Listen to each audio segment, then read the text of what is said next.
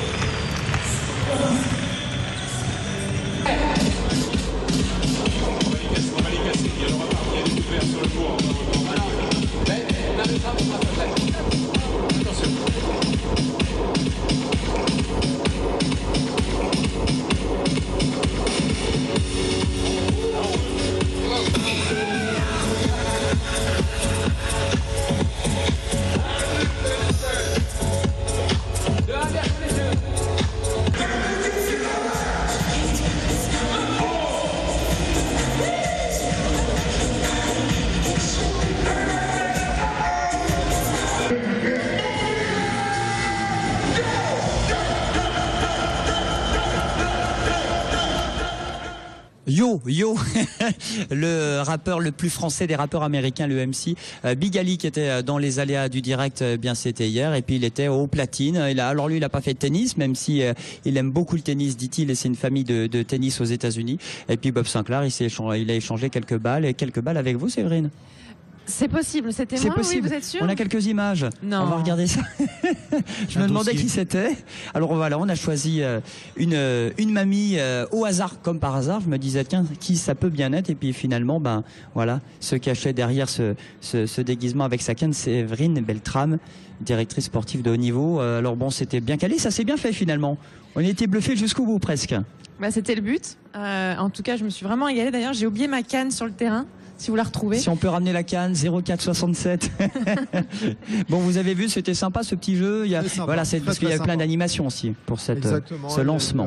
Tout à fait. Il y a eu, qu'est-ce qu'il y a eu encore? Il y a eu un match de tennis ballon.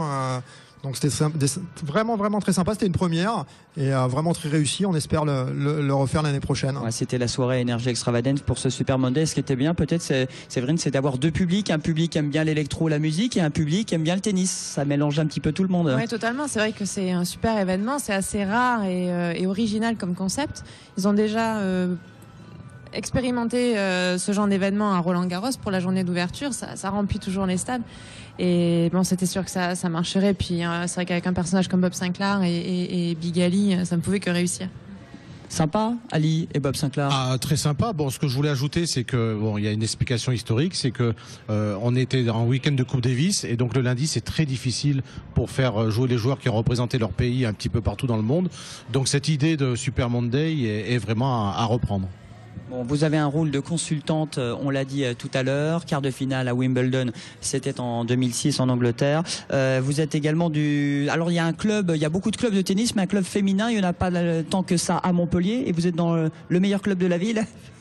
Oui, alors il y a beaucoup de clubs sur Montpellier. C'est vrai qu'à la SPTT Montpellier, on a un club, une équipe phare qui est en première division. Donc c'est voilà, on rencontre les meilleures joueuses françaises, voire mondiales au cours de ces rencontres-là. Depuis peu, c'est vraiment tout récent, donc je viens d'accepter ce rôle de directrice sportive. C'est un peu vaste. C'est quoi votre job, votre mission exacte? La mission, elle est assez repérer les étendue. meilleurs. Voilà. En fait, au départ, je suis détachée pour le développement des structures, des infrastructures, la création d'un centre de haut niveau pour les joueurs déjà du club ou bien extérieurs au club. C'est totalement ouvert. Ça reste ma partie, c'est-à-dire quand même tout ce qui est haut niveau. J'ai envie de pouvoir transmettre à la fois aux joueurs du club, mais aussi, comme voilà, on en a déjà discuté avec Eric, mon intérêt sont que les joueurs de la région, voilà, qu'il y ait un accord, un échange entre tout le monde, et que je puisse apporter le petit plus, voilà, pour permettre aux jeunes de pouvoir s'entraîner dans notre belle région et de pas en partir comme c'est souvent le cas. Voilà, c'est faire en sorte qu'il y ait des futurs Virginie Razzano, par exemple, faire en sorte qu'il y ait ou des futurs Séverine Beltrame, tout simplement. C'est déjà bien pour une carrière professionnelle. Donc effectivement, on compte sur elle pour assurer sa succession. Alors, vous connaissez bien tous les deux? Un petit peu, oui. Un petit peu. On a eu l'occasion de se côtoyer sur les terrains. Et c'est vrai que Séverine a quand même été 34e joueuse à la WTA, donc ce qui n'est pas rien. Et elle a été formée par quelqu'un que j'apprécie énormément, Philippe Rançon. Tout à fait. Et la consultante pour des médias, Alors après, voilà, je m'occupe aussi de certains tournois dans l'organisation, côté organisation, donc c'est très intéressant aussi parce que pour avoir été sur le circuit pendant plus de 15 ans, je sais exactement aussi comment ça se passe. Vous savez de quoi vous parlez. Les besoins des joueurs, les attentes des directeurs de tournois, etc. Donc ça me plaît énormément. Du consulting aussi avec différentes chaînes comme voilà, pour des commentaires sportifs ou des plateaux et voilà, tout un tas la SPTT, le club de Montpellier, est en première division. C'est ça. Vous êtes combienième? Vous jouez contre qui? Vous en êtes où? Alors, les rencontres se sont déroulées au mois de novembre. On s'est maintenu dans la première division. Notre équipe est composée de filles, donc c'était ma dernière rencontre, là j'ai définitivement raccroché les raquettes, mais il y a une relève qui arrive avec des joueuses comme qui est notamment de la Ligue, Charlène Seton qui est numéro 30 je crois, et voilà, on rencontre des clubs un peu partout en France qui sont très bien classés avec des joueuses très bien classées. On va parler d'autres joueurs de tennis, les Français à l'honneur. Paul-Henri Mathieu, peut-être, Joanne, qui a sorti Nicolas Mahut, c'était hier. Qui a battu hier Nicolas Mahut, voilà, en 2-7. Nicolas a dû abandonner. Était un petit peu malade, malheureusement. Alors on va les écouter tous les deux. L'un fait cocorico, il est content, l'autre est déçu, il tire un petit peu à boulet rouge sur la direction du tournoi. On réagira juste après. En termes de résultats, c'est compliqué, c'est vraiment chaque match. Même si j'ai gagné par abandon, je suis déjà content d'être au deuxième tour.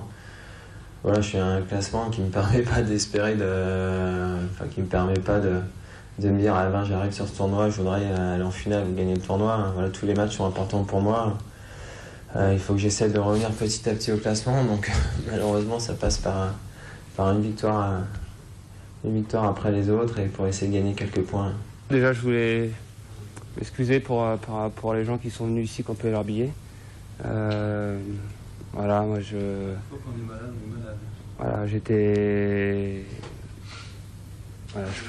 pas en mesure de jouer, j'ai essayé parce que c'est un tournoi qui me tient à cœur, j'avais envie de briller en France. Après un bon début de saison, je me sentais bien. Maintenant, j'en veux quand même beaucoup à Patrice, qui lui seul a pris la décision de me faire jouer aujourd'hui. Alors qu'il connaissait les conditions, il savait que j'étais malade, je suis arrivé ici, j'avais 39 de fièvre samedi.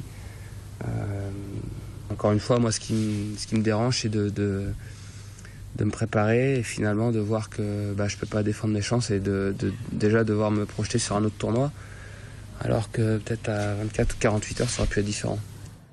Ah, bon, réaction à Éric Largeron sur Nicolas Mahut qui est un peu déçu. Est-ce qu'on peut prévoir, est-ce que des fois on peut faire attention au programme en fonction de l'état de santé d'un joueur? Oui, tout à fait. D'abord une petite réaction pour Paul-Henri Mathieu qui a passé mine de rien le premier tour, même si ça a été facile, et c'est quelqu'un qui a eu une actualité un petit peu difficile aussi, et donc je suis très très heureux pour lui qu'il soit. Ça redonne le moral et la pêche. Lui, c'est fait. Oui, tout à fait. Concernant Nicolas Mahut, oui, donc je comprends tout à fait sa frustration, mais il faut savoir quand même que, en tant que joueur professionnel, on est aussi à la disposition de l'organisation. Voilà, donc je comprends très bien Nicolas, c'est quelqu'un que j'apprécie beaucoup, qui est adorable, en particulier adorable avec les enfants, mais il y a aussi l'intérêt et l'image du tournoi. Il faut savoir que le gagnant joue Richard Gasquet. Si on veut avoir une chance que Richard joue demain, mercredi, il fallait avancer ce premier tour pour qu'il y ait un jour de récupération. Et puis aussi donner un programme alléchant au lundi qui, malgré la présence de Bob Sinclair, c'est quand même une journée aussi de tennis, et donc il fallait que les gens qui ont payé leur place aient quelque chose à regarder d'intéressant. Bon, finalement ça ne l'a pas été parce que Nicolas était trop malade, mais voilà, donc on comprend le joueur, mais il y a aussi le respect de l'organisation et des spectateurs. Voilà, il y a l'agenda à respecter. Bon, Nicolas Mahut est le bienvenu sur le plateau. Il est reparti, non? Je l'ai vu tout à l'heure. Alors je sais pas d'ailleurs si c'est vrai, au niveau du double. Vous avez des infos sur Nicolas? Il joue le double, oui, avec Marc Gitel. Il n'a pas déclaré forfait, oui, tout à fait. Il viendra nous voir sur le plateau. Il y en a un qui est là, évidemment, il a joué avec Bob Sinclair et avec vous aussi. C'est Richard Gasquet, le Biterrois, le tennisman de Sérignan. C'est un peu la star depuis la création de cet Open Sud de France, Johan. Hein. Exactement, c'est l'ambassadeur de cet Open Sud de France depuis le début de l'Open. Et donc c'est le vainqueur de l'an dernier, le régional de l'étape. Et je vous ai toujours dit que j'espère qu'il va renouveler la victoire j'aimerais qu'il gagne à nouveau cet Open Sud de France. Vous qui êtes consultante maintenant, qu'est-ce que vous aimez en Richard Gasquet? Qu'est-ce que vous avez toujours aimé chez ce jeune de Béziers, Séverine? Je crois que ce qui saute aux yeux, c'est son talent. Déjà, dans un premier temps, depuis tout gamin. Moi, je l'ai vu jouer, je le connais depuis qu'il est haut comme trois pommes. Et déjà, il avait déjà ce talent, ce revers. Et il a su garder le talent et rajouter un peu de travail par-dessus, beaucoup de travail même. Ce qui fait qu'il a fait une de ses meilleures saisons l'année dernière, qui est méritée parce qu'on a senti un changement dans son attitude, dans son physique aussi. Et un changement au classement.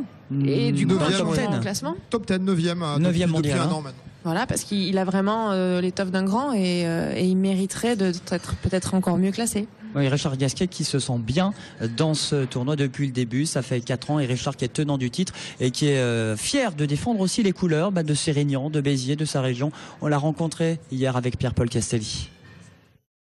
C'est un grand tournoi ici, j'ai gagné l'an passé, j'ai beaucoup de beaux souvenirs, donc j'espère réussir à regagner, quoi.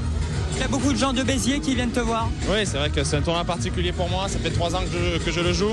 Il y a mes parents qui sont là, je vais dormir à Béziers. Tous mes amis sont là, ma famille aussi, donc c'est sûr que c'est un tournoi qui est particulier. J'ai vraiment adoré le gagner l'an passé, donc j'espère vraiment réussir à le refaire. Bon, on espère qu'il va gagner. On est régional. Ah ben nous on espère tout que le temps. Le meilleur gagne en tout cas. Nous on espère qu'il gagne tout le temps et partout. Donc encore plus ici, vous le comprenez bien. Séverine, vous avez joué au tennis ballon hier soir? Non, je les ai regardés. Vous avez juste regardé? J'ai juste regardé. Bon, en tout cas, c'était bien sympathique. C'était toujours sur le court central avec Bob Sinclair. Il y avait tout le monde, il y avait du beau monde pour découvrir un petit peu ce sport parce qu'on connaît beaucoup le tennis et moins le tennis ballon. Alors qu'il y a un très beau club, notamment dans l'Hérault, 7-7 avec le sélectionneur de l'équipe de France, Guillaume Ortiz, qu'on a rencontré. On espère que le public va apprécier et que les joueurs aussi, et que Bob Sinclair aussi va se régaler avec ce sport. Alors c'est différent du vrai tennis? Oui, le tennis ballon ça se joue avec un ballon, donc ça ressemble plus à du foot. Mais la partie qui est similaire, c'est le filet en fait. Donc on joue au football par-dessus un filet de tennis. Et c'est très spectaculaire. Et puis j'espère que les joueurs vont se régaler et qu'ils vont montrer au public ce qu'ils sont capables de faire. Il y a une grosse ligue de tennis en Languedoc-Roussillon. Quels sont les chiffres chez nous pour le tennis ballon, qui est moins connu? Le tennis ballon est moins connu, mais on espère à l'avenir que ça se développe, et notamment grâce au public qui est là. Bon, pour vous, c'est que du plus d'avoir, c'est pas un concurrent, mais d'avoir un sport différent du tennis, qu'est le tennis ballon, Éric Largeron. Je ne veux pas créer de polémique par rapport à des gens qui sont extrêmement sympathiques, mais le tennis ballon n'est pas forcément très ami avec nous, parce que lorsqu'il y a des clubs, ça prend un petit peu des structures, ça peut aussi abîmer le filet. Bon, c'est pas toujours évident. Je suis très admiratif quand même du spectacle donné par ces gens, hein. Je veux quand même relativiser ce que je dis, mais nous on est plus dans les supports de jeux assimilés au tennis, comme le beach tennis qui se joue sur du sable, ou alors le paddle que la fédération a repris depuis quelques semaines. En tout cas, vous êtes Éric, président de la Ligue de tennis en Languedoc-Roussillon. On peut rappeler le chiffre du jour, le nombre de licenciés chez nous? 49 000, un petit peu moins que l'année dernière, mais toujours très important. Bon, rien que ça. Hein. Et vice-président de la Fédération française de tennis également. Faut également Oui, je confirme Il confirme. Je confirme la précision de Johan. Oui, mais ici, c'est bon. Je suis. C'est bien, il défend à Paris les couleurs du Sud. Voilà, mais exactement. Après, je défends aussi le tennis scolaire parce que c'est ma partie. Mais voilà, dans cette fabuleuse arena, c'est surtout la région. C'est des gens de la région que je rencontre quotidiennement. Alors demain, c'est mercredi, sauf erreur. Demain, c'est la journée des enfants. Combien d'enfants et surtout des jeunes issus des clubs, hein, c'est ça, Johan? Nous attendons demain à peu près plus de 5000 enfants pour cette journée, cette fabuleuse journée du mercredi. Voilà, donc grâce au travail de Johan, effectivement, les clubs viennent en masse à l'Open Sud de France le mercredi. Et je sais qu'il y a eu beaucoup de réservations par différents clubs et certains gros clubs autour de Montpellier en particulier. Exactement, que ce soit grand club ou petit club. On a eu énormément de demandes cette année pour la journée du mercredi. Alors c'est quoi? C'est des animations tout au long de la journée, des initiations, ou ils vont simplement voir des matchs? Alors, tout d'abord, l'essentiel, c'est quand même les matchs. Il y a de grosses affiches qui nous attendent et j'espère qu'elles seront programmées demain. Mais parallèlement à ça, c'est vrai que l'attention d'un enfant, elle est peut-être moindre que celle d'un adulte. Donc, de temps en temps, on va un petit peu sortir pour se restaurer et aussi participer à des animations parce qu'on a envie d'être actif.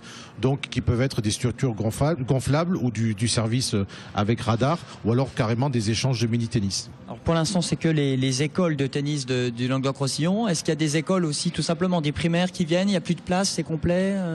En général, ce sont surtout des initiatives de clubs. Hein. Je parle sous ton contrôle, Johan. Il y a pas mal, par exemple, de clubs qui viennent un petit peu de loin. On a eu la Lozère ce week-end, un petit peu moins le mercredi parce que c'est plus compliqué dans le timing. Mais voilà, normalement, ils viennent d'un petit peu partout. C'est vrai, une conclusion de cette émission. Quel conseil vous donneriez à un jeune ou les valeurs du tennis pour vous, c'est quoi? Déjà, je lui conseillerais de bien regarder les matchs, de vraiment regarder l'attitude des joueurs, parce que finalement le tennis ça se joue, c'est des détails et c'est surtout une question d'attitude. Il y a beaucoup de choses qui se passent en dehors du terrain ou en dehors de l'échange en soi. Voilà, et finalement en fait de jouer, le conseil que je donnerais, c'est de donner tout ce qu'ils peuvent donner du premier au dernier point, parce que le contexte aussi d'un match de tennis, c'est que c'est jamais fini et que voilà, tant qu'il y a de l'espoir, il faut continuer à se battre. Donc venez voir les champions à la Park & Suite Arena. Voilà, et peut-être les futurs jeunes licenciés qui seront dans quelques années à l'Arena, c'est ça le but, grâce aussi au travail de Séverine Beltrame. Voilà, on les connaît pas encore, mais c'est sûr, certains seront là demain. Il y a du futur Richard Gasquet là dans 10 ans. Il y a des chances. Ça suscite des vocations donc.